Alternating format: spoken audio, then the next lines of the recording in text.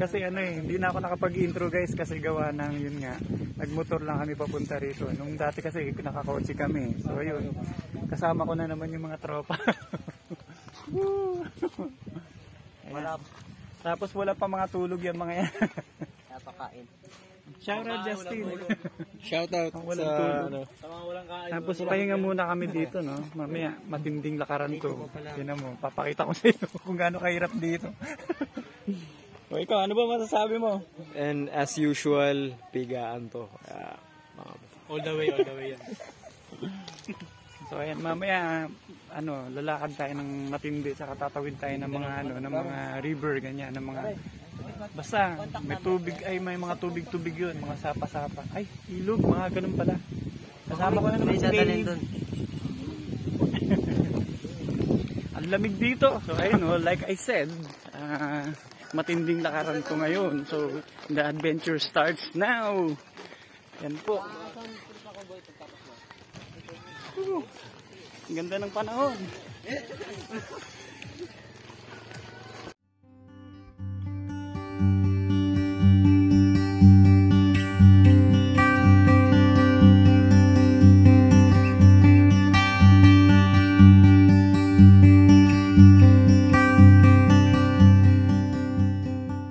Yan, tapos tatawid na naman ng munan.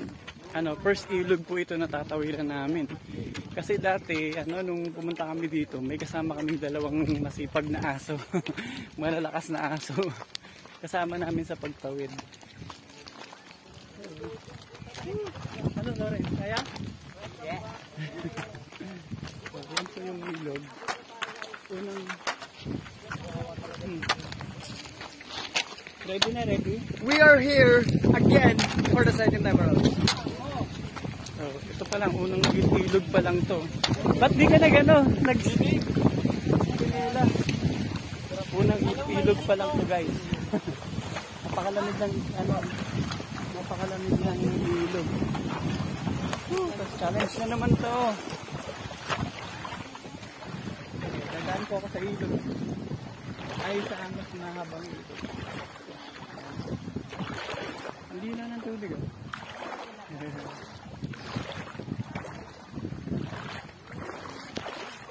Nako guys, sobrang marami pa talaga to. Marami pa papakita sa inyo.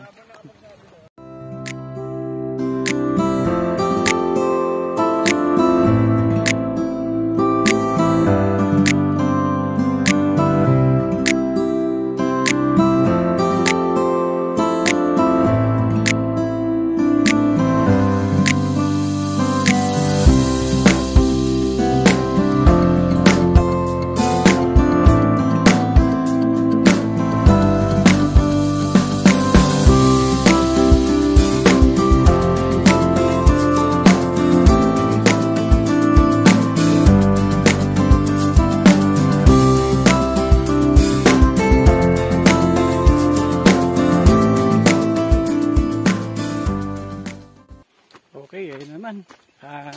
After makatawid ng siguro nakadalawang ilog namin, no? Ngayon, time to ano naman, time to hike naman. So, medyo footwork muna ngayon. Kaya ba kaya? Kayanin. Kakayanin, okay. Parang gusto ko lang itong kapat. Medyo marami talagang ilog muna na tatawirin, pero this time po parang ano, parang nung first time kasi na nagpunta namin dito, medyo mabilis yung tubig eh. Nung pag-agos ng river. Kasi parang yung that time kakaulan pa lang, tapos pumunta kami siguro the next day. Yung maganda na yung panahon, parang katulad po nito. Pero this time, oh, tingnan nyo po. Ang ganda na ng ano, ng river, kalmado yung tubig. Ayan. Teka, wait lang. Habang naglalakad pa ako.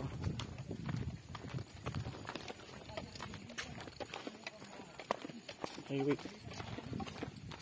So, look at the river here. Ganda ng picture. Picture kaya ako.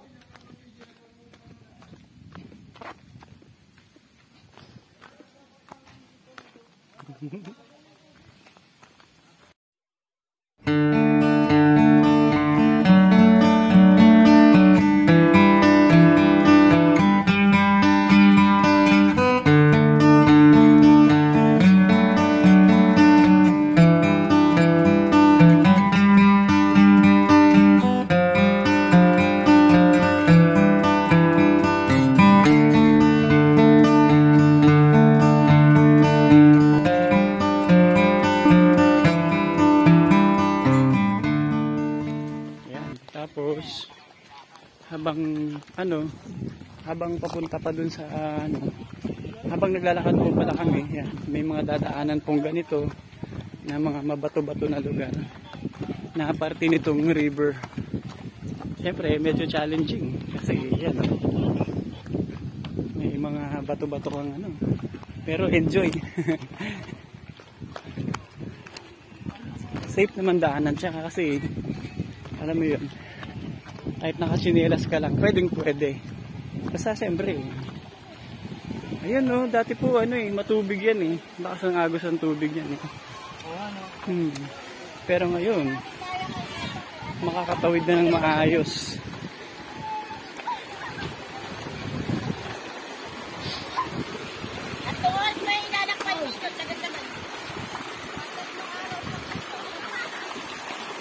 Nakapunta na po kami dito. Enjoy po. Ganun po muna kayo, Evan.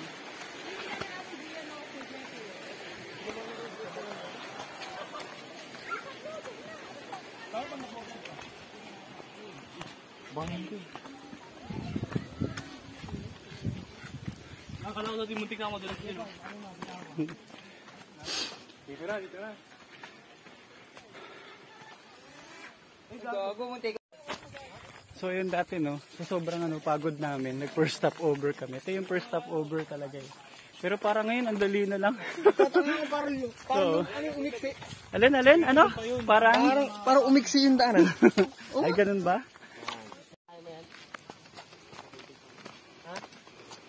So ayan po, para sa dun sa magtatangkang mag-hike po dito sa Talon ni Eva. Yan, isa po tong yan. Pataas na po yan. Yan itataas ko pa. Oh. So ayun, finally nakarating kami sa first sa second stopover. Yan. Ito yan. Pero kasi nung mga panahon na yun, sobrang init kaya parang alam mo yun, nakaka-exhaust talaga ng todo. Pero buti na lang at mainit din naman yung panahon pero parang medyo malamig kasi nga po bare months na, saka talaga parang lumalamig na yung simoy ng hangin. Saka dito sa daan na to, ayan, pakit na naman. Pakit na naman po yan. Yan. Diba? Pero parang ngayon, parang mukhang good naman, kayang-kaya pa talaga. Medyo nakakahinga din, pero alam mo yun, kayang-kaya naman. Siyempre, kakayanin. What up, guys? We're here already at the Nasa third stop na kami. third stop, actually. And it's a whole lot of cardio. Yeah. Pakapawid na.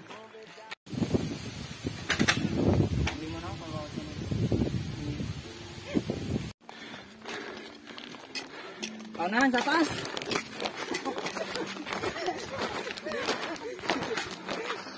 Ari ko.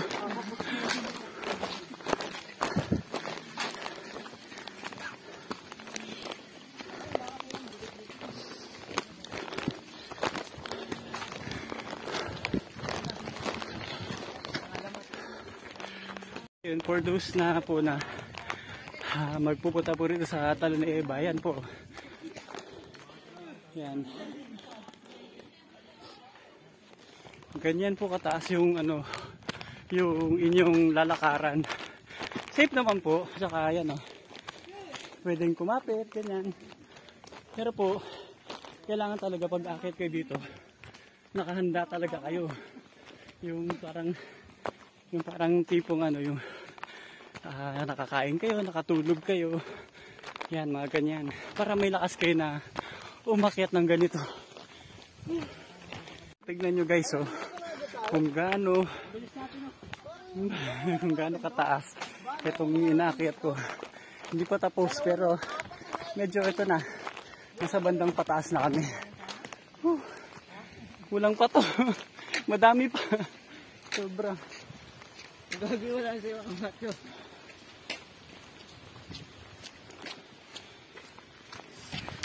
What up, guys? Andito na tayo sa pang-apat na stopover ng Talon ni Eva. And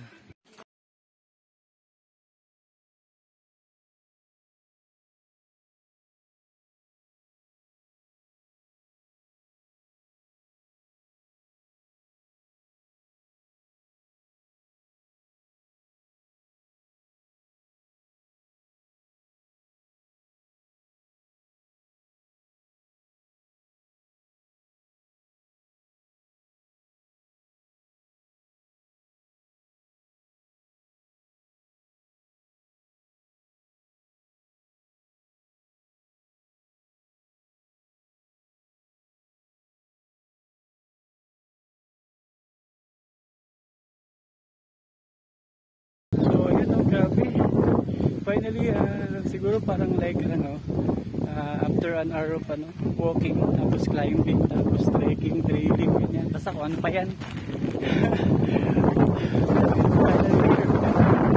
Ano pa lang to, I can say na 50% pa lang yata. Meron pang matitinding pagsubok later. Pero kaya ka na sabi ko, ipapakita ko sa inyo yung view. Ito po yung view. Napakaganda po.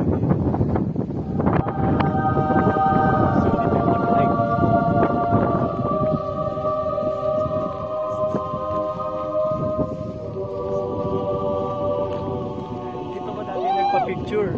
Diyan ako nagpa-picture. What up guys? And finally, we're here. And as you see right there, this is one of the best spot in this area. Kasi like I said, medyo ilalapit ko. Yan po. Yan po, napakaganda po. Kaya po pag may time kayo pumunta dito, mag-hike din po kayo, sobra. Nakakatanggal ng stress. Sulit pag nakapunta kayo. Pero yung like I said, half of the adventure pa lang po ito. So it's like 50% pa lang yung pagbabiyahe pa namin dito. Ay pagpupunta pa namin dito pag-hiking. May iba pa kaming mga dadaanan sobra. Mamaya malalaman nyo, makikita nyo. So ayun guys, pahinga muna kami dito. Sobrang alam mo na rin to. Sobrang hangin, sobrang ang smooth ng ang breezy ng hangin, may halong lamig. Siyempre na. So parang ngayon, nakaka-chill, ang sarap sa feeling guys, nakakawala talaga ng stress. Kaya I would recommend sa inyo na kung kaya nyo naman umakyat or mag-hiking or may mga experience na may experience sa hiking, punta na kayo dito sa Talo ni Eva. Sobrang sulit guys. Medyo chill time muna kami. Chill lang muna.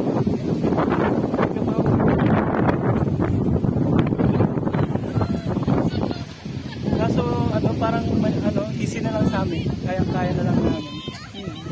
Kasi dati, before kami nakarating dito, parang inabot kami like almost 2 hours.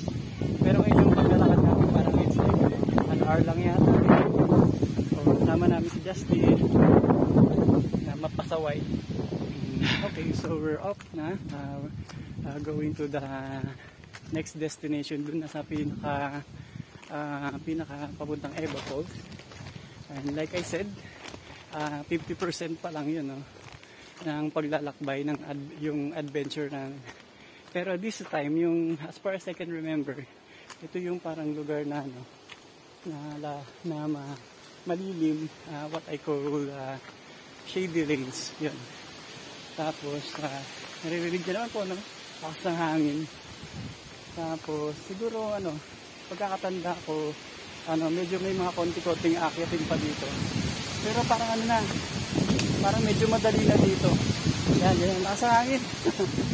Yan. Tapos mamaya may dadaanan pa tayong ganda rin doon, sobra. Makikita niyo mamaya.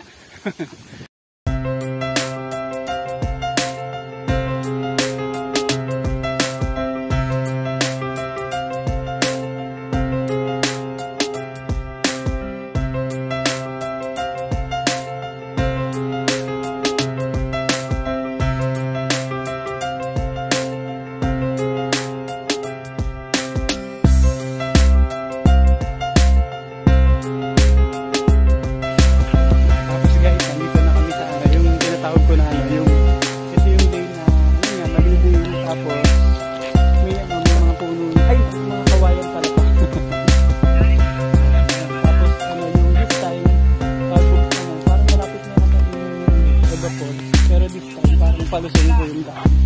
Yan, so medyo pababa yung paglakad namin. Ingat lang, mahirap. Mabaturik.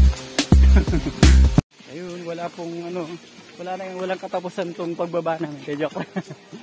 Yan na po sila, matatatag yan. Natitibay ang mga yan.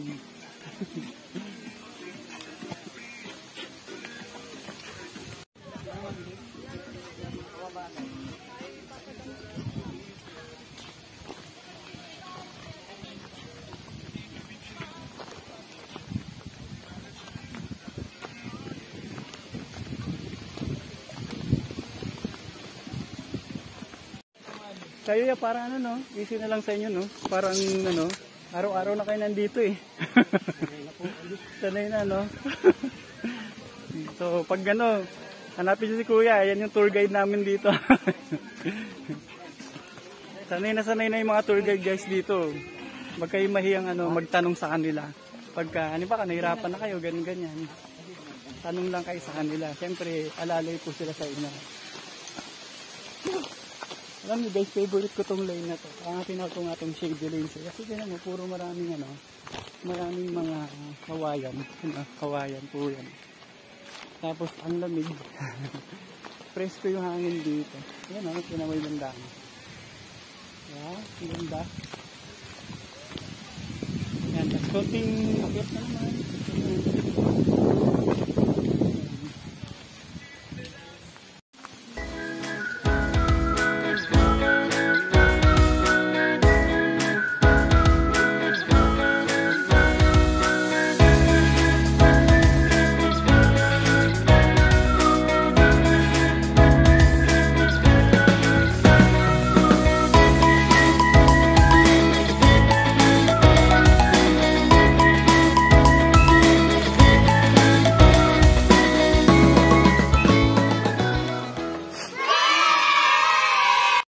So yun guys, no, naririnig ko na yung, ano, yung tunog ng falls. Malapit na tayo guys. Konting ano pa, konting pagsisikap pa guys. Konting mga akyat-akyat pa. Ayun, no. Dito, ano, gusto naman. Kinaya. Konti na lang guys. Woo! Woo!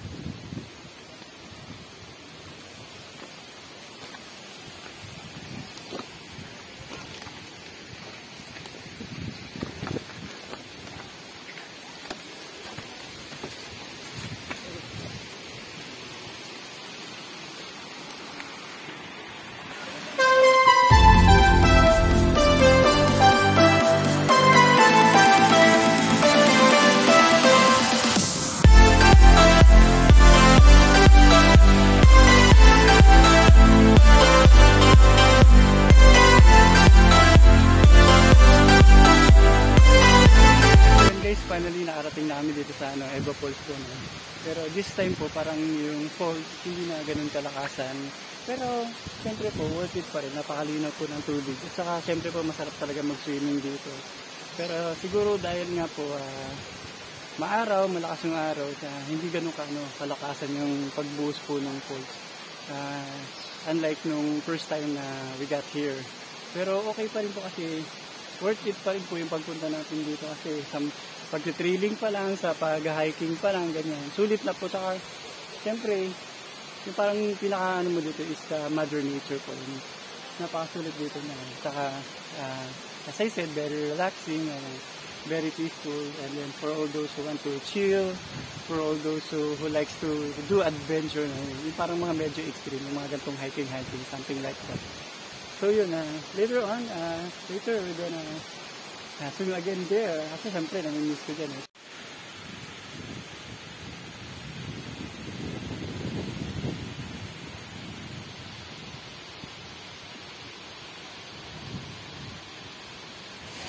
Tapos ayun na guys, one thing more. Kwento ko lang sa inyo. Nung first time namin dito, sobrang napakalalim po niyan. Hindi po namin tinangka na magpumunta dun sa parang pinakagitna. Kasi, ayun po, nagtatalunan sila. Kasi parang nakatakot po, parang may manghuhugot sa ilalim. So yun lang po, enjoy naman. Kaya, yung nag-swimming kami, basta take note din po marunong po kayo lumangoy. Kasi hindi natin alam po lahat kung ano dyan, yung part na malalim, part lang na mababay. Pero nung nagpunta ako, nag-attempt ako na pumunta mag-swim sa gitna, yan, ganyan. Medyo parang ano ko na, parang sa ano ko na, chest part ko na, yung lalim. So yun, yan po.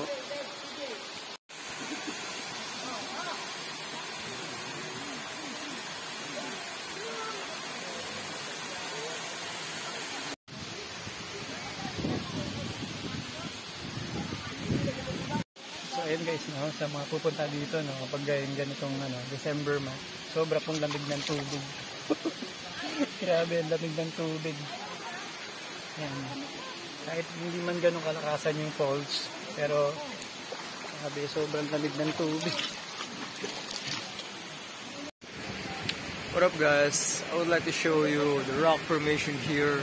It's all over the place. You see that?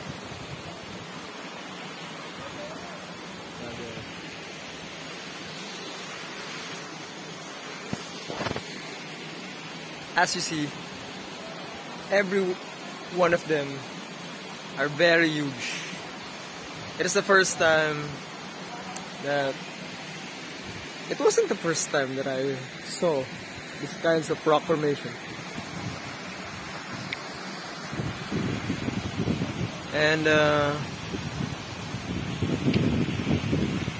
last time that we've been here, I haven't shown you this kinds of stuff. Camera rolling! Lundag!